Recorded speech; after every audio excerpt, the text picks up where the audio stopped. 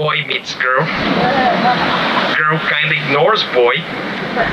Boy clings around until it's the girl's birthday and she says, "Stop it, I'll give you a chance." They get it on, he bakes her croissants, they fall in love, they get married, the end. As if, right? Okay, the story of Carol and Antoine, it's not like that. At least, not exactly like that. Definitely not just like that. A long, long time ago, in a time before COVID, before masks, before the great toilet paper wars of 2020. It was the year of 2016, and Caroline was on the move. Like, literally on the move. She was leaving her apartment and decided that it was a good idea to have a going away party for the apartment. Yes, okay, for you out there who don't know that yet, we Brazilians, we like a party, okay? The stereotype is real, but we know how to do it. So we're really good at it, so deal with it, alright? Well, parties are cool, okay? But Brazilian parties are even better. So everyone wanted in, including Carol's friend's boyfriend's housemate at the time. Yes, you guessed it, Antoine. So that young, naive, innocent French boy, fresh out of the Concorde, arrived at that awesome party full of cool music, hot people, and cold beer. Carol was a bit too busy dealing with cool music, hot people, and cold beer to notice that young boy crashing her party, so she kind of didn't notice him. And this could have been it. A false start. A story that didn't fully happen because things got in the way. They never saw each other again. The end. Again. Nah. You know that it didn't happen like that. You know it wasn't like that. Because I wanted to say now, because of love or because of destiny. But that wouldn't be true. Nah. The story of Carol and Antoine didn't end there because Natasha didn't let it. Thank you, Natasha. Fast forward a few months later, another Brazilian party. Again, kind of a Brazilian party. This time, Carol had been in Australia for a while now and decided to have a more Aussie party. Big mistake. She thought it was a good idea to have a barbecue in the beach.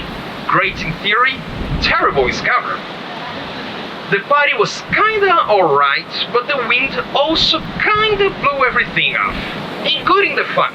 So then when the party was kinda getting cold, Carol's friend, Carol's friend's boyfriend, and Carol's friend's boyfriend's housemate moved to a different location to keep the vibe on.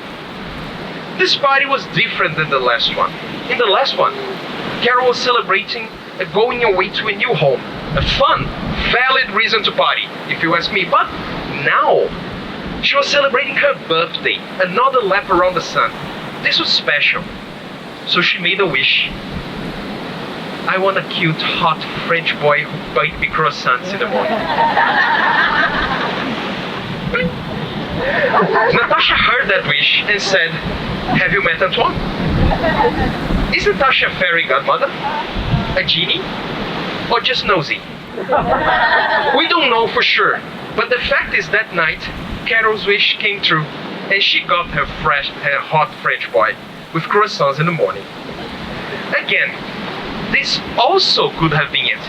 A fun night with beer, cuddles, and croissants. The end. Again. Our lives are filled with those stories, and that's okay. Not every croissant leads to love. But some do. And this time, sorry Natasha, has nothing to do with this. This is not about you.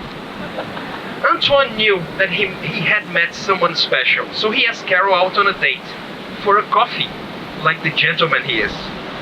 Carol knew she had met something special too, so she said, "Nah, not coffee.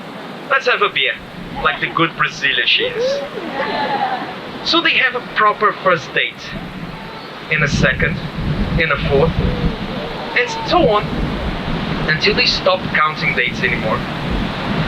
With every date, with every pint they shared, they both start to learn a bit more about each other and to love a bit more too. Antoine was fascinated by Carol's natural beauty, her smile, and the unbelievably sexy way she shakes her hair and looks at him. Again, Antoine, sorry to break it to you, but all Brazilians can do that.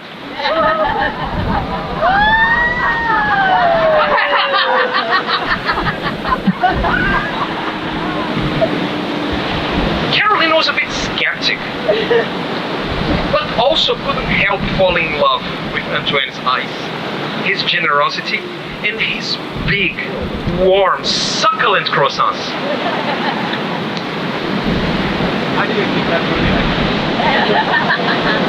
Together, they became a couple. Together, they faced many, many challenges students face in Australia. Together, they created a home for them and learned that life is better lived together. But it wasn't together that they decided to be here today. I mean, eventually it was, but someone had to take the initiative. Someone had to make it happen and make a proposal.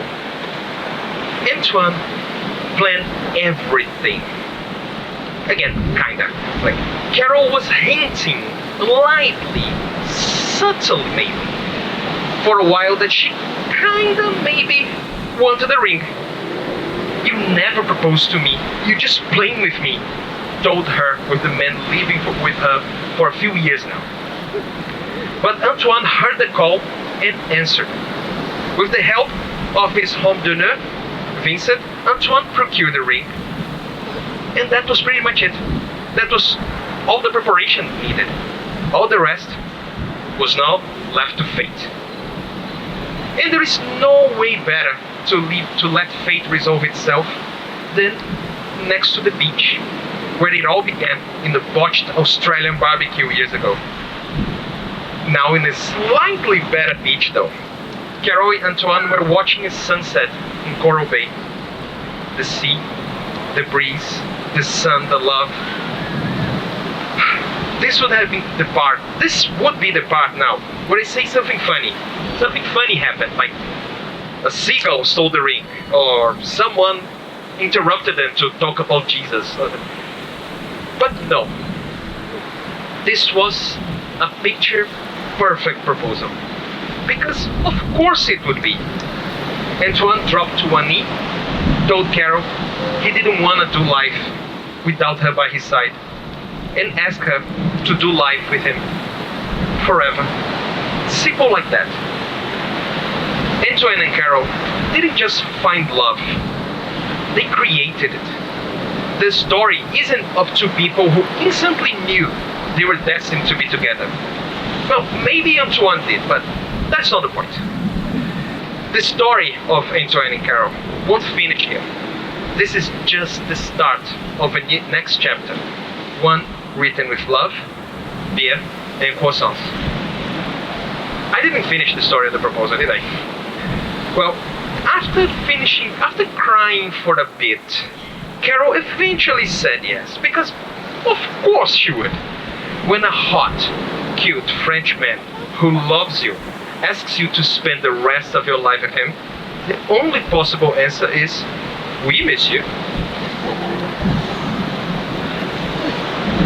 Now, before we proceed, I must let you all know that my name is Eduardo Pereira Lemos Couto, and I am a marriage celebrant duly authorized by law to solemnize weddings according to the law in Australia. And before you, Carol and Antoine, are joining marriage in my presence and in the presence of your witnesses, I am to remind you of the solemn and binding nature of the relationship you are now about to enter. For marriage in Australia is the union of two people, to the exclusion of all others, entered voluntarily into for life. Carol, Antoine, you are here today because you each made a choice to be with each other and only each other for the rest of your lives. And because of that choice, I think that the questions that I'm about to ask you now are gonna be somewhat easy to answer.